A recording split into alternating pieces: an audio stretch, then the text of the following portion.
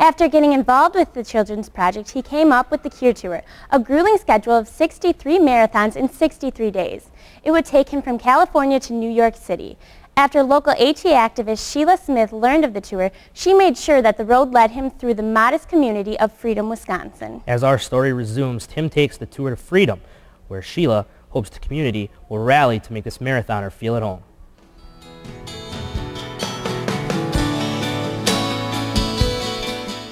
The objective of the Cure Tour was simple: raise money and awareness for the Children's Project. The means were not nearly as simple.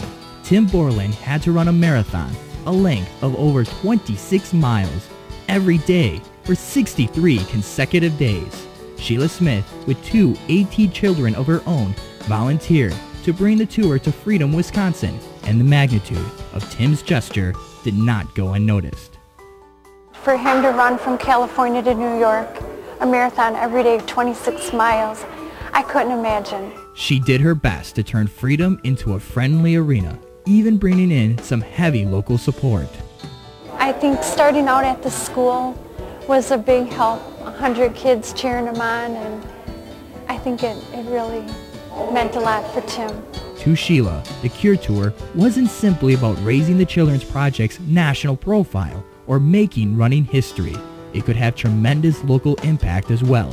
Her goal was very clear: to get the support of the community. It's hard to explain because they're not affected firsthand like we are. And we want it to be huge and exciting and good for Tim, to welcome Tim in our town, and we hope we did that today.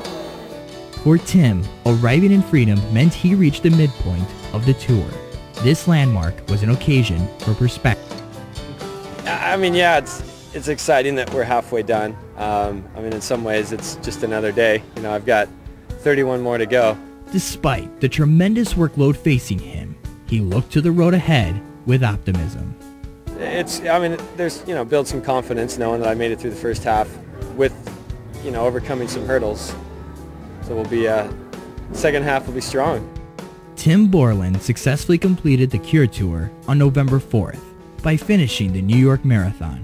His athletic efforts are now a part of running history. He raised money for a cure, raised the profile of the Children's Project, and helped bring communities like Freedom, Wisconsin together.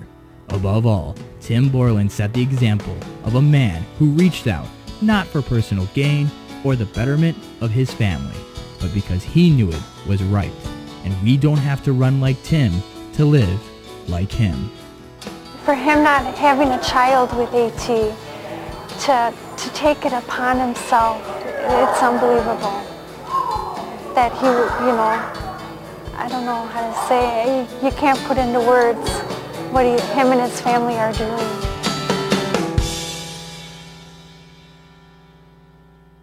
Tim finished the New York Marathon in 3.5 hours.